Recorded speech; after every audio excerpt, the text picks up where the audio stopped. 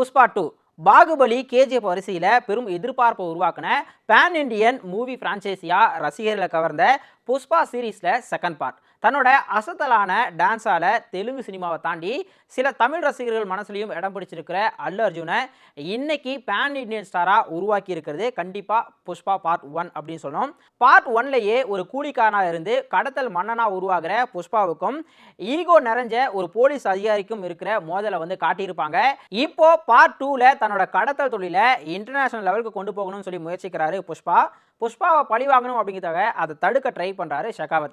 இதுக்கிடையில் சிண்டிகேட்டை மறுபடியும் தன்னோட கண்ட்ரோலுக்கு கொண்டு வரணும்னு நினைக்கிற மங்களம் சீனுவும் அவரோட மனைவியும் ஷெகாவத் கூட கூட்டு சேர்ந்துக்கிறாங்க.